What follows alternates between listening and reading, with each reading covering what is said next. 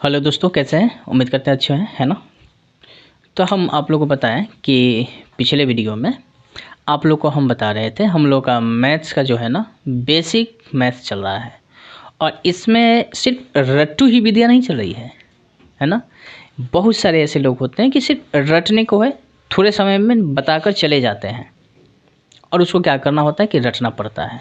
पर रटना नहीं है, चीज़ को समझना है, कंसेप्ट बनाना है और एक बार पढ़ें और पूरे जीवन भर खातिर कंसेप्ट को बैठा लें। थोड़ा सा वक्त देना होगा, चाहे अभी दें या बाद में दें, तो क्यों ना अभी की अभी वक्त दें और हमेशा के लिए आप बना लें, ठीक है। क्योंकि भविष्य में कौन जाता है कि उस वक्त मिले कि ना मिले, फिर परेशानियाँ होगी। उससे अच्छा कि अभी ही हम इसको क्लियर कर लेंगे।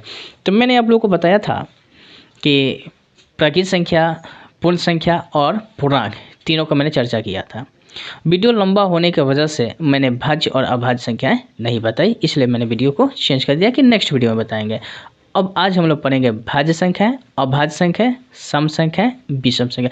क्या है, सिर्फ रटना नहीं है, डेफिनेशन सिर्फ करना नहीं है, चीज़ को देखना है, क्वेश्चन सॉल्व करना है कि प्रश्न बनते कैसे हैं, उस पर बातें करनी होगी, ठीक है। अन्यथा ऐसे तो थोड़ी सी बातें करके बहुत सारे लोग निकल जाएंगे, कोई दिक्कत ना है, पर ऐसी बातें नहीं करनी। कंसेप्ट अगर आप करते हैं तो कभी आपको दिक्कत नहीं होगी। इसे खूब बढ़िया से ध्यानपूर्वक कॉपी कलम निकालेंगे और अपना अभ्यास भी करेंगे, बेहतर ढंग से बनाएंगे। कहीं दिक्कत होगा तो कमेंट भी करेंगे, ठीक है। चलिए, तो आज का टॉपिक रहेगा हम लोग का कौन सी संख्या। देखिए, आज है, और पहले तो बात कर लें भाज्य संख्याएं। कौन सी संख्याएं? भाज्य संख्याएं। ठीक है, पीछे मैंने पूर्णांक तक बता रखा था, ठीक है, फिर हम रिपीट नहीं कर रहे हैं, आप लोग उसको देख लेंगे। भाज्य संख्याएं, फिर रहेगा अभाज्य संख्याएं, अभाज्य संख्याएं, भाज्य संख्याएं, अभाज्य संख्याएं। उसके बाद हम लोग के साथ चलने वाला है सम संख्याएं, यानी सम संख्याएं की बात करेंगे, ठीक है, सम संख्याएं। उसके बाद क्या हो जाएगा? विषम संख्याएं, विषम संख्याएं। देखिए, आज इतनी सी बातें हम लोग करेंगे, ठीक है। आज के क्लास में यही रहेगा, आज के वीडियो जो हम लोग करेंगे ना, इतने ही से।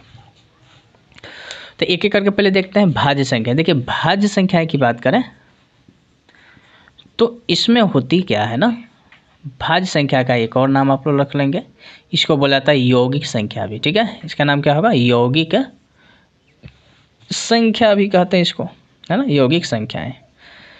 भाज्य संख्या या एक का नाम क्या होगा? यौगिक संख्या, ओके। देखिए, बात इसमें समझना है कि भाज्य संख्या किसे नाम से भाज्य, विभाज्य, मतलब कि बढ़ जाना, कट जाना, यानी कटने वाली संख्या की बात हो रही है, ठीक है। तो भाज्य संख्या या यौगिक संख्या किसे कहेंगे? तो देखिए, जो संख्या एक और, ध्यान रखेंगे, जो संख्या एक और खुद से एक और खुद से छोड़कर, खुद से मतलब कि यहाँ पर एक और खुद को छोड़कर, इसको क्या कर देना है? छोड़ देना है। छोड़कर किसी दूसरी संख्या से अगर कट जाए तो उसे क्या कहेंगे? भाज्य संख्या। एक और खुद को छोड़कर किसी दूसरी से कट जाए, दूसरी संख्या से क्या हो जाए? कट जाए, ध्यान रखेंगे। एक और खुद को छोड़कर किसी दूसरी संख्या से क्या हो जाए? कट जाए, उसे क्या कहेंगे? भाज्य संख्याएं या यौगिक संख्याएं। लिख लेना होगा परिभाषा, ठीक है, हम लिखे नहीं हैं। अब कैसे होगी? जैसे मैं एग्जांपल की बात करें, समझिए, मैंने लिखा 1 2 3 4 5 6 7 8, ध्यान देंगे 9 10 11 12, इस तरह से मैंने लिख रखा, कुछ संख्याएं दे रखी है यहाँ पर, है ना, ऐसे कर दिया। मैंने सोचा कि इसमें भाज्य संख्या कौन सी है, ठीक है, तो उस पर ध्यान रखिएगा। भाज्य संख्या कौन सी? क्या एक भाज्य है? नहीं है। क्यों? ये परिभाषा कहता है कि एक और खुद को छोड़कर किसी दूसरी से देखें, तो हम एक है तो एक को हम किससे काटेंगे? पहले तो एक से ना शुरुआत करेंगे, अतः एक भाज्य संख्या नहीं है। एक के बाद दो के पास जाते हैं, दो पर आते हैं, ध्यान रखिएगा, दो पर क्या दो भाज्य है कि नहीं है? बढ़िया से बेसिक कंसेप्ट देखिए, यहीं पर लोग मार खाते हैं, कहने का अर्थ है कि यहीं पर चूक जाते हैं, यानी गलतियां कर बैठते हैं यहाँ पर, ठीक है। वही चीज़ को दूर करना है हम लोग को। दो पर देखते हैं कि भाज्य है कि नहीं है, और लोगों को कन्फ्यूजन बना रहता है, लेकिन आज के बाद कन्फ्यूजन बनने वाला नहीं है। 2 की बात करें कि यहाँ पर देखिए परिभाषा कहता है कि एक और खुद को छोड़कर, बताओ एक को तो छोड़ना पड़ेगा, यानी ये 2 है, इस 2 को हम 1 से भाग नहीं कर सकते हैं क्योंकि बोला है कि 1 छोड़ो, तो इसको छोड़ दिए। अब 1 के बाद हम कहाँ जाएंगे, 2 पर ही ना जाएंगे, 2 पर जाएंगे तो एक खुद का हो जा रहा है। इसका अर्थ है कि 2 भी भाज्य संख्या नहीं है परिभाषा के अनुसार। ठीक है, अब 2 भी नहीं है तो फिर कहाँ चलते हैं, हम 3 पर आते हैं। अब 3 को देखेंगे 3 किससे कटता है, परिभाषा के अनुसार चलते हैं। क्या 1 को तो छोड़ना पड़ेगा, और किसको छोड़ना पड़ेगा, खुद को। तो 1 को छोड़ दो और खुद को छोड़ दो। एक खुद कौन सा है, 3 है, तो 1 छोड़ दिए, 3 छोड़ दिए, बीच में 2 बच गया। क्या 2 से 3 कटेगा, नहीं ना कटेगा, अतः 3 भी भाज्य संख्या नहीं है। बात समझ में आ रही होगी अब, है ना, ध्यान बनाए रखेंगे। चलिए फिर बात करते हैं 4 पर। आइए देखो 4 को चेक करना है कि भाज्य है कि नहीं है, तो पहले आपको 1 छोड़ देना है, और फिर जो खुद 4 को करना है ना, तो 4 छोड़ देना है। बीच में कौन बच गया, 2 बच गया, 3 बच गया, समझ रहे हैं ना।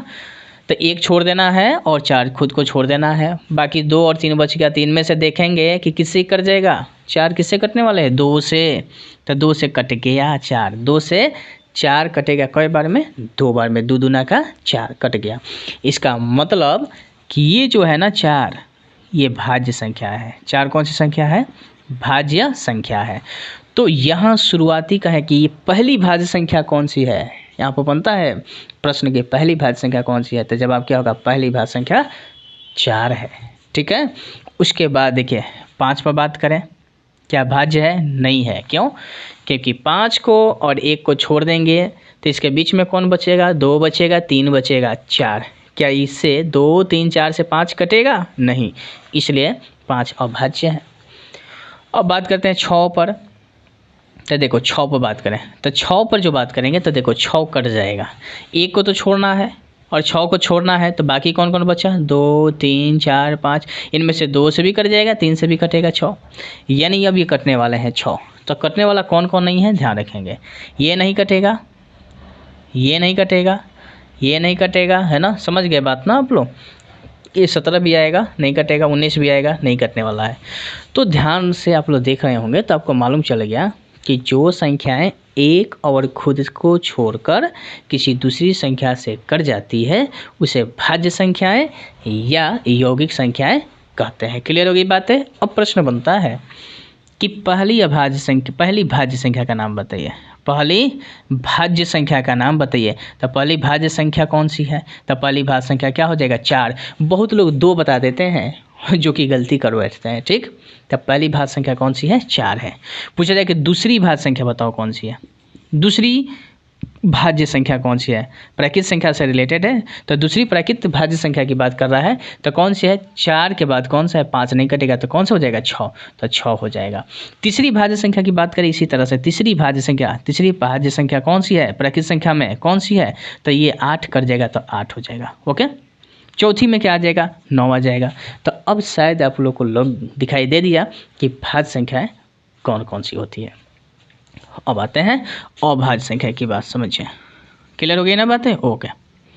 अभाज्य संख्या, इसको समझेंगे।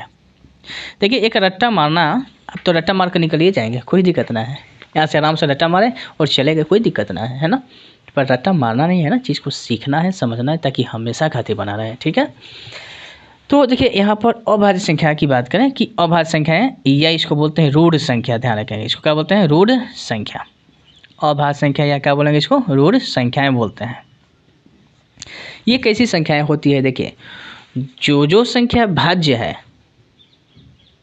जो संख्याएं भाज्य है ना, भाज्य संख्याओं को हटा देंगे तो जो संख्या बच जाती है ना, उस सभी क्या कहलाती है, अभाज्य संख्याएं। ठीक है, तो प्राकृत संख्याओं में जो संख्याएं भाज्य होती है उसको हटा दिया जाएगा तो कौन सी संख्या बच जाएगी, अभाज्य संख्या। ठीक है, तो बात आपने क्या समझा, इसकी परिभाषा कैसे देंगे कि जो संख्या एक और, ध्यान देंगे, ठीक इसके परिभाषा के विपरीत होगा। जो संख्या एक और खुद से कटे, खुद से कटे, ध्यान देंगे, किसी दूसरी संख्या से ना कटे, ध्यान रखना है। जो संख्या एक और खुद से कटे, किसी दूसरी संख्या से ना कटे, उसे क्या कहेंगे हम लोग? अभाज्य संख्याएं कहते हैं, है ना। जैसे में बात करते हैं, देखिए जैसे मैं बात किया पहली अभाज्य संख्या, देखो एक नहीं होगा, क्योंकि एक जो है ना, एक है, एक बाद जो है खुद, तो एक तो एक है अपने आप में, यानी खुद भी एक है, अतः एक जो है ना अभाज्य संख्या नहीं है। तो फिर किस पर बात करते हैं? इसे यहाँ पर 1 2 एग्जाम्पल लिखते हैं, 3 4 5 6 7 8 और इस तरह से चलेगा, है ना, 9 10 11 बहुत सारे अनंत तक चलेगा। तो अब आपको ढूंढना है इसमें अभाज्य संख्या कौन कौन है। देखिए एक तो अभाज्य नहीं होंगे, क्योंकि एक और खुद से देखना है कि ना कटे, एक और खुद से कटे, किसी दूसरी से ना कटे, तो एक तो एक अपने में है। 2 की बात करें देखो, तो 2 जो है ना, इसमें एक भी आएगा, एक से काटेंगे तो 2 तो कट जाएगा, और खुद से तो एक के बाद 2, एक से ये कट जाएगा 2, एक से 2 कट जाएगा, और एक के बाद 2 पर पहुँचेंगे तो 2 अपने आप में है खुद, तो 2 से कट जाएगा। अतः ये कौन सी संख्या है? अभाज्य संख्या है। यानी 2 जो है ना कौन सी संख्या है? अभाज्य, ध्यान रखेंगे। तो पहली अभाज्य संख्या कौन सा मिल गया? 2। ये पहली अभाज्य संख्या है, ध्यान रखना है कि पहली अभाज्य संख्या का नाम क्या पड़ा? 2, ठीक है। उसके बाद कौन सी अभाज्य संख्या? 3 भी है।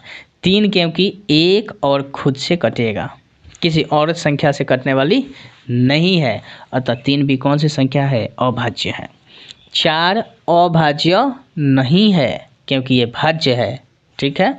5 भी वही है, तो देखो 3 5 हो गया, 7 हो गया, 9 देखो यहाँ पर बहुत लोग कन्फ्यूजन करता है कि 9 भी अभाज्य है। नहीं, 9 अभाज्य नहीं है, क्योंकि 9 3 से कटने वाली संख्या है। ओके, पिछले 9 अभाज्य संख्या नहीं है, तो 9 किस में आएगा? भाज्य में आएगा। 11 की बात करें तो 11 क्या हो जाएगा? अभाज्य, ठीक है। तो आपने शायद समझ लिया कि अभाज्य संख्या कौन कौन से हैं। अब इसकी परिभाषा एक और है, थोड़ा सा देखते हैं समझने के लिए, समझे। छोटी सी बात कर लें कि जिस संख्या का अभाज्य गुणनखंड, ध्यान देना होगा, जिस संख्या का अभाज्य गुणनखंड अगर 2 से ज़्यादा है, 2 से क्या रहे? ज़्यादा रहे, 2 से क्या रहे? ज़्यादा, तो समझ जाएंगे कौन सी संख्या है? भाज्य संख्या है। और जिस संख्या का अभाज्य गुणनखंड किया जाता है उसकी संख्या 2 रहे तो उसे क्या कहेंगे? अभाज्य संख्या कहते हैं, ध्यान रखिएगा, फिर से कन्फ्यूजन ना हो जाए। जिस संख्या का अभाज्य गुणनखंड 2 से ज़्यादा हो तो उसे क्या कहेंगे हम लोग? भाज्य संख्या है। और जिस संख्या का अभाज्य गुणनखंड 2 रहे तो उसे क्या कहेंगे? अभाज्य संख्या। जैसे यहाँ पर 5 है, अभाज्य गुणनखंड का माने 5 को काटते हैं कितना से? 5 से। 1 हुआ तो इसको लिख देंगे 5 गुना 1, कै को हुआ गुणनखंड? या 1 गुना 5, यही ना होता है। तो इसमें कितने, इससे ज़्यादा लिख पाएंगे? नहीं लिख पाएंगे, तो ये 2 ही होगा। तो इसी को हम लोग बोलते हैं अभाज्य गुणन। 3 है, 3 को काटेंगे 3 से तो 3 एकम 3 हो जाएगा, एक मर्तबे ना आएगा, तो इसको लिखेंगे 3 गुना 1, चाहे 1 गुना 3, कितने हैं? 2 है ना, तो ये कौन सी संख्या है? अभाज्य। पर इसमें क्या होगा? मान लो कि यहाँ पर 4 है, तो 4 को हम लोग कितना से काटेंगे? 2 से काटेंगे, तो कितना? 2 बार में, फिर 2 से काटेंगे 1 बार में, तो क्या क्या आएगा? देखो 2 गुना 2 तो भी 4 आएगा, है ना, चाहे 1 गुना 2 तो भी कितना आएगा? 4 आएगा, चाहे 1 गुना 2 गुना 2, समझो 3 3 को ले लिया ना, फिर यहाँ से हो जाएगा। तो इसमें देखो 1 गुना ऐसे 2 गुना 2 गुना 1, तो देखो इसमें कई कई को दिखा, 1 2 3 को दिख गया, तो ये भी 4 है, ये भी कितना बता रहा है? 4 बता रहा है, ये भी कितना बता रहा है? 4 बता रहा है। तो बताओ गुना करेंगे तो 4 आएगा ना सबका। तो ये क्या है? 1 गो 2 गो 3 गो, इसमें अभाज्य गुणनखंड कितने हो गए? 3 ठो होगा, तो अभाज्य गुणनखंड 3 हो गया। इसका अर्थ है ये कौन सी संख्या है? ये कौन सी संख्या है?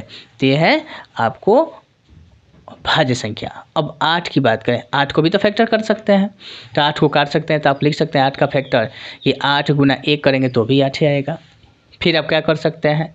ध्यान रखें, इसको कर सकते हैं कि 2 गुना 4 करेंगे तो भी 8 आएगा, या लिख देंगे 4 गुना 2 तो भी क्या आएगा? 8 ही आएगा। कहने का अर्थ है कि अलग अलग अभाज्य गुणनखंड आ रहे हैं ना, इसकी संख्या ज़्यादा है। ये 8 को लिख सकते हैं 2 गुना 2 गुना 2, तो क्या ये सब अलग अलग आ रहा है ना। इसका अर्थ है कि इनकी संख्या देखो कितना, 1 2 3 4, ऐसे मिल रहा है ना, तो इनकी संख्या अधिक है, अतः क्या है, भाज्य संख्या है। तो भाज्य संख्या में अभाज्य गुणनखंड क्या होते हैं, 2 से ज़्यादा होता है। चलिए इतनी सी बातें हो गई। अब आप लोग ध्यान रखेंगे, पूछा जाए कि पहली अभाज्य संख्या कौन सा है, पहली अभाज्य संख्या, तो जवाब क्या होगा, पहली अभाज्य संख्या, तो कौन सा होगा, 2। अब ध्यान देने वाली बात है, यहाँ पर बहुत लोग गलतियाँ करते हैं। यहाँ पर एक खास बात ध्यान रखेंगे, खास बात कि 2 जो है ना, ये सम संख्या भी है। 2 कौन सी संख्या है, सम भी संख्या है। तो सम संख्या भी है और साथ ही साथ क्या है, अभाज्य संख्या। बहुत इंपॉर्टेंट है, ध्यान रखिएगा। पूछा जाता है कि वह कौन सी अभाज्य संख्या सम है, तो ये मात्र 2 एक ऐसी संख्या है जो सम भी है और क्या है, अभाज्य, यानी सम अभाज्य संख्या इसको कहा जाता है। ठीक है, इसको जरूर ध्यान में रखिएगा। अब आइए आते हैं बात करने सम संख्या और कौन सी विषम संख्या। बहुत सिंपल है, सम संख्या है, विषम संख्या। तो शायद देखते हैं कि आप लोग कन्फ्यूजन आप लोग का दूर हो गया होगा। अब सम विषम पर बात करें। देखिए आप लोग को बार बार करें कि एक रट्टा एक समझा, मतलब क्या कि रटी हुई विद्या थोड़ी कम हो जाती है, समझी हुई विद्या क्या होती है ना, बहुत ज़्यादा होती है। तो इसमें क्या है ना कि आप लोग को ध्यान रखना है, क्या चीज़ ध्यान रखेंगे, सम संख्याएं। आइए इस पर बात करते हैं, सम संख्याएं।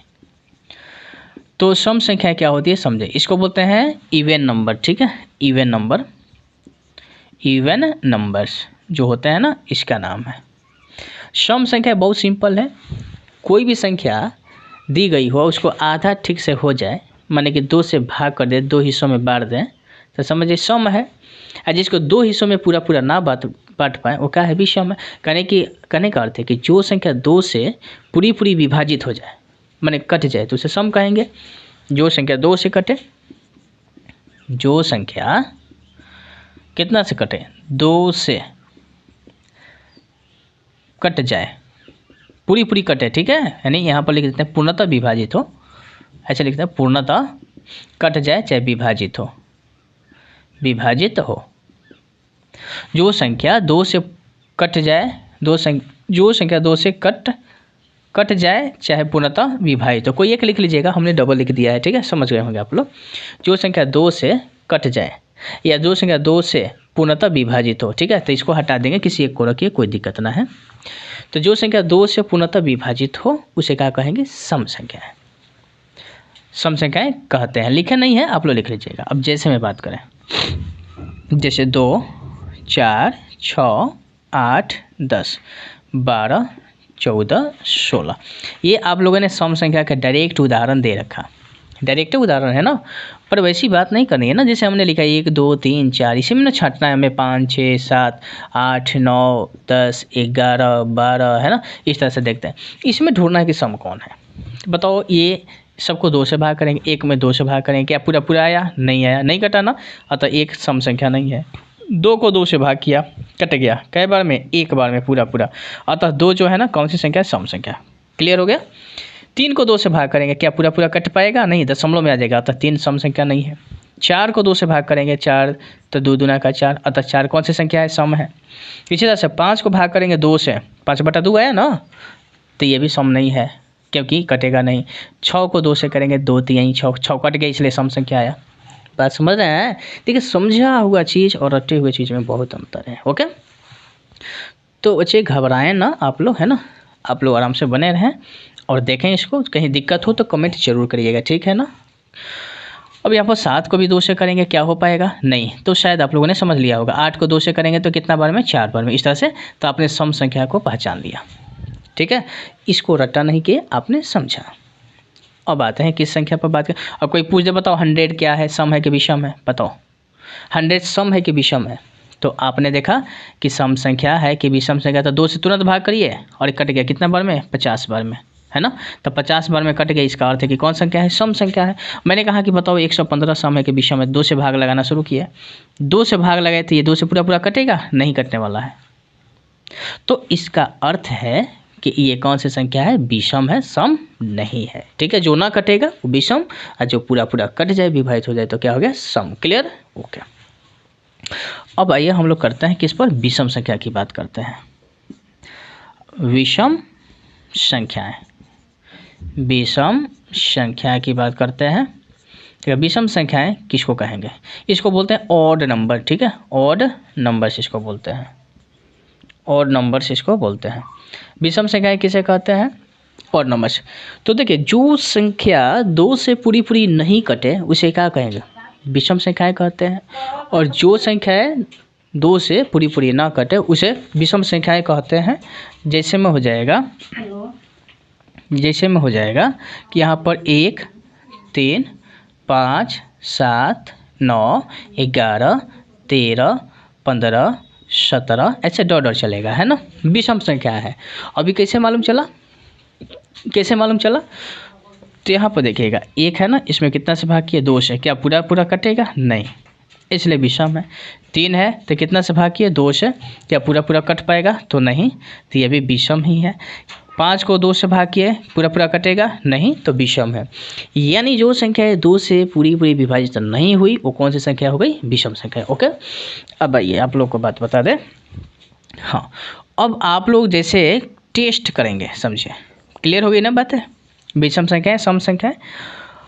अब बात है कि टेस्ट में क्या करेंगे, पूछा जाएगा कि निम्नलिखित में कौन विषम संख्या है, कौन सम संख्या है, तो आप पहचान जाएंगे। जब भी इसका नाम लिया जाएगा तुरंत आप लोग क्या करेंगे कि इसको आप लोग 2 से भाग करना शुरू करेंगे। अब देखिए यहाँ पे एक खास बात ध्यान देने वाली बात है ना, समझिए, ध्यान रहे। क्या रहे? ध्यान। हमने विषम को विषम में जोड़ा, समझिए, विषम संख्या प्लस विषम संख्या। ठीक है, गौर करिएगा, विषम में विषम को जोड़ेंगे तो क्या मिलेगा? तो मान लो मैंने 3 ले लिया, आप प्लस विषम एक और ले लिया 5, तो क्या मिला? 3 को 5 जोड़े तो कितना हुआ? 8। बताओ 8 कौन सी संख्या है? 2 से कट जाने वाली संख्या है, अर्थात विषम विषम जोड़ते हैं तो विषम विषम जोड़ते हैं तो हमें क्या मिलता है? सम, यानी सम मिलेगा संख्या। क्लियर बात है? अच्छा, अब हम बात करते हैं इसी पर, अगला पॉइंट थोड़ा समझ लेंगे, इधर भी कुछ बातें हाँ इसी से संबंधित। तो आपने देखा कि विषम विषम जोड़े तो क्या मिला? विषम प्लस विषम बराबर क्या मिल गया? सम संख्या। ठीक है, सम संख्या। अब इसी में लेते हैं दूसरा, ध्यान रखेगा, एक लेते हैं सम प्लस सम। तो देखो जरा क्या है, सम सम जोड़ेंगे तो क्या आएगा? तो देखो एग्जांपल बात कर लें कि मान लो मैंने 2 ले लिया, आप प्लस 4 लिया, कितना हो जाएगा? 6। तो सम सम जोड़ेंगे तो सम, विषम विषम जोड़ेंगे तो सम। कोई और का चेक कर लेते हैं। मान लो 11 हो गया, 12 ले लिया, 30 ले लिया, सम है ना दोनों, तो कितना? 42। तो ये भी क्या होगा? सम। तीसरा समझे कि एक सम है और दूसरा क्या है? विषम। गौर करिएगा, एक सम एक विषम लेते हैं, समझ रहे हैं ना? देखिए रट्टा नहीं करना है ना, रटेंगे तो उसमें और ये समझेंगे तो दोनों में तो अंतर है बहुत ज़्यादा। बार बार हम कह रहे हैं, बार बार कह रहे हैं, चूँकि क्यों कर रहे हैं? क्योंकि आप इससे समझें, इस बात को समझें और आगे बढ़े, है ना, इसकी वजह से बता रहे हैं। तो सम प्लस विषम क्या होगा? एक सम मैंने ले लिया 4, एक विषम ले लिया 3, तो 4 3 कितना हो गया? 7। तो देखो सम अविषम लेने पर क्या मिला? 7 कौन सी संख्या है? 2 से नहीं कटेगी ना, 2 से नहीं कटेगी, अर्थात ये कौन सी संख्या है? विषम है, यानी विषम मिलेगा, विषम मिलने वाले हैं।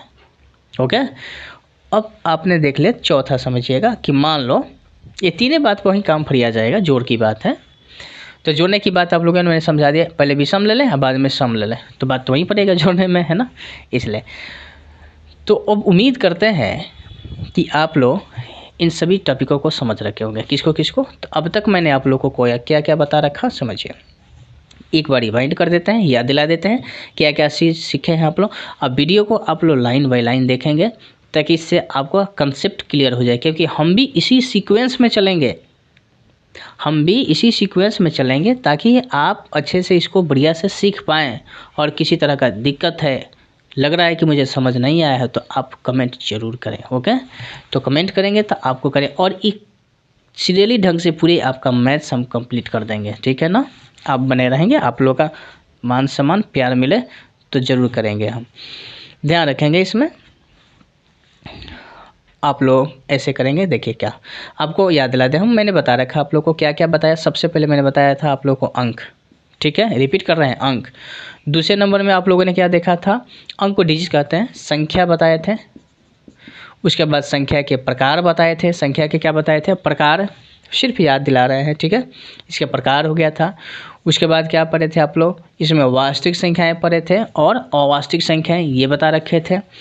फिर आपको बता रखे थे क्या चीज़, वास्तविक अवास्तविक हो गया था। वास्तविक में परिमेय संख्याएं और परिमेय संख्याएं समझा रखे थे, ठीक है, उसको बता दिए थे कैसे पहचान करेंगे। उसके बाद आपको मैंने बताया कि प्राकृत संख्या क्या है, पूर्ण संख्या क्या है, पूर्णांक क्या है, इस पर बातें कर लिए। फिर मैंने बताया अभी भाज्य संख्याएं क्या है, अभाज्य संख्याएं कैसी होती है ना, सम संख्याएं, विषम संख्याएं, सबकी बात मैंने अभी सामने रखा। अब आपको कंसेप्ट मैंने बता रखा है। अब आपसे हम क्वेश्चन करेंगे और पूछेंगे कि ये पहचानिए कि कौन कौन संख्याएं हो सकती है। आप अच्छे से बढ़िए बहुत सारे क्वेश्चन का प्रैक्टिस कराएंगे और इसके बाद आपका देखिए आज के बाद आपका पूरा का पूरा माने कि ये संख्या जो पढ़ाए ना, समझे ना, आपको कहीं दिक्कत नहीं होगी अगर ईमानदारी से आप देखे होंगे तो, और इस चीज़ को कंसेप्ट को समझे होंगे तो बाकी कहीं परेशानी नहीं होगी। तो अब आइए आप लोग अपना अपना टेस्ट यहाँ पर दीजिए और अपने आप को आकलन करिए कि कितना मेरा सही हो रहा है, कितना गलत हो रहा है, ठीक है। चलिए और कमेंट करके बताइएगा ज़रूर।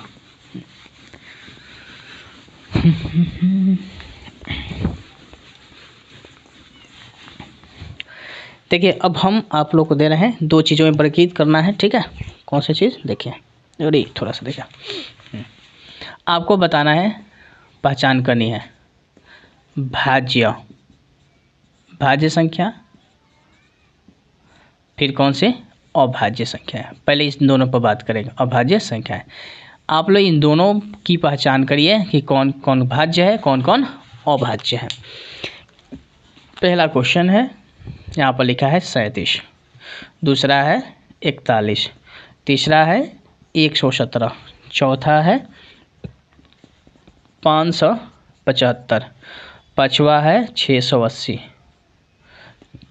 सातवां है 81, माइनस में ऐसे 18 लिखा हुआ है, माइनस में 18 है, आठवां है माइनस में 75।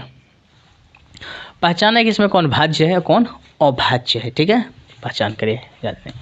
देखिए 37 है ये संख्या, देखो एक और खुद को छोड़ना होगा, परिभाषा ये ना कहता है कि एक और खुद को छोड़ देना है, खुद को छोड़कर किसी दूसरी से कट जाए किसी दूसरी से कट जाए तो क्या हो जाएगा, एक खुद को छोड़ दें और किसी दूसरे से कट जाए तो उसे कहेंगे भाज्य संख्या है। जो एक और खुद से ही कटे किसी दूसरी से ना कटे उसे क्या कहते हैं, अभाज्य। तो बताइए 37 कटेगा किसी से नहीं कटने वाला, यानी क्या हो जाएगा, अभाज्य संख्या है, ठीक है। 37 किसी से कटने वाले नहीं है, ये 37 एक से कटेगा और खुद 37 से इसके अलावा किसी संख्या से नहीं कटती है, इसलिए कौन सी संख्या है, अभाज्य, ठीक है। ओके, आप लोग भी कर लिए होंगे। 41 का भी वही है कि ये एक से कटेगा और खुद यानी 41 से कटेगा, तो ये भी क्या है, अभाज्य है। 117 जो है ना ये कट जाएगा, ठीक है, 117 कटने वाली संख्या है और तो ये भाज्य संख्या है, तो ये भाज्य संख्या किससे कटेंगे, 117 किससे कटने वाली संख्या है, तो 3 से कट जाएगी, ठीक है, 3 से कट जाने वाली संख्या है। और कैसे मालूम चलेगा कौन संख्या किससे कट जाती है, तो इस पर घबराए ना, आप लोग को हम बताएंगे बेसिक ही क्लास में बताएंगे कौन संख्या किससे कटेगी किससे नहीं कटेगी, यानी विभाज्यता का नियम आप लोग को हम सिखाने वाले हैं, ठीक है। तो विभाज्यता को सिखा देंगे नियम, आप आसानी से देखते ही मालूम चल जाएगी कौन संख्या किससे कटेगी। तो घबराए नहीं, इसके लिए वीडियो हम बनाएंगे, बेसिक ही क्लास में बनाएंगे, ओके।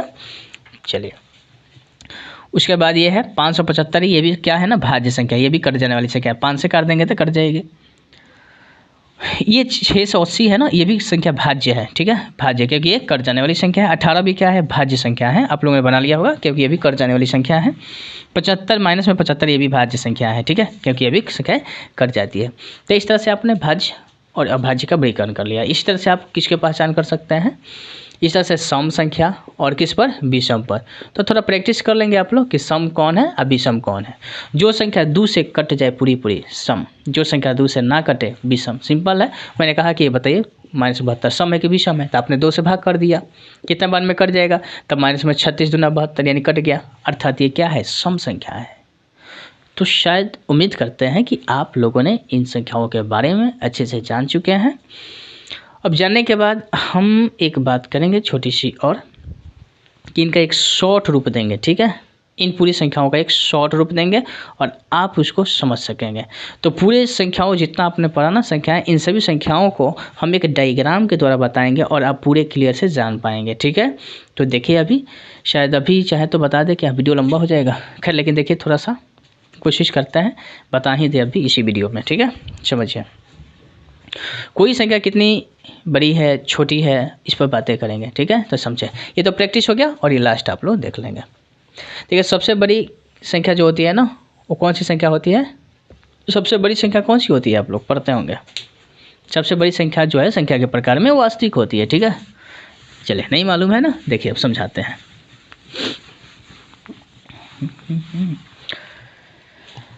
देखिए, ये जो है आप लोगों ने जो संख्याएं पढ़े उसको समझिए। पहले हम लोग पढ़े थे कौन सी संख्या? डायग्राम के द्वारा, संख्याओं के लिए डायग्राम, ठीक है। पहले हम लोग पढ़े थे कौन सी संख्या? प्राकृत संख्या।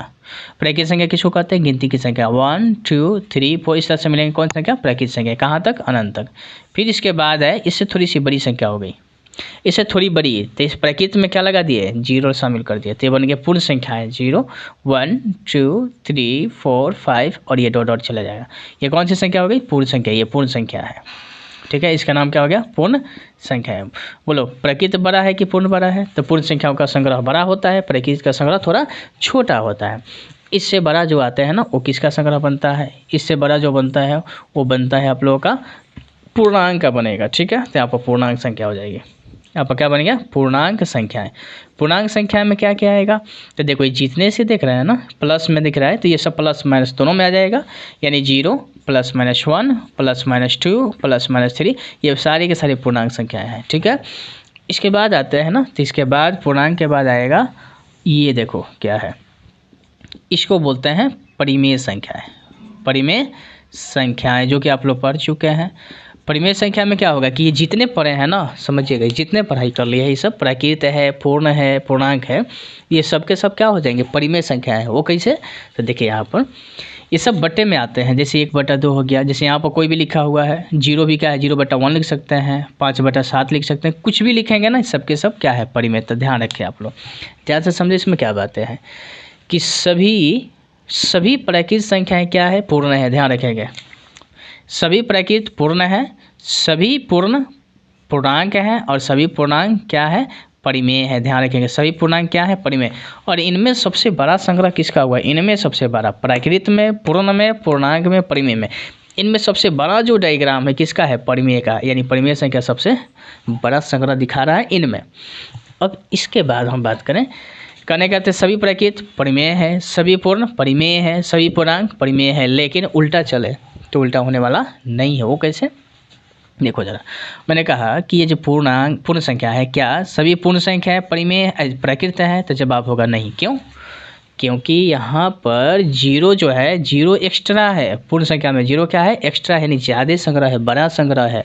किससे बड़ा है? प्राकृत से, क्योंकि प्राकृत का संग्रह कहाँ से शुरू है? 1 से, और ये कहाँ से शुरू है? 0 से, यानी इसमें एक्स्ट्रा हो गई है 0। तो सभी पूर्ण, देख लो, सभी पूर्ण प्राकृत नहीं, सभी पूर्णांक पूर्ण नहीं, सभी परिमेय पूर्णांक नहीं, ठीक है। इस तरह से अब देखो, परिमेय के बाद थोड़ा सा एक आता है एक्स्ट्रा, अलग से बनाते हैं उसको समझने के लिए, कि इसी में आएगा अपरिमेय। अपरिमेय, तो जब परिमेय और अपरिमेय मिला देते हैं, जब परिमेय संख्याएं अपरिमेय संख्या दोनों मिला देते हैं, तब जलकर आ जाता है एक बड़ा सा संग्रह बनता है, बड़ा सा डायग्राम बनता है।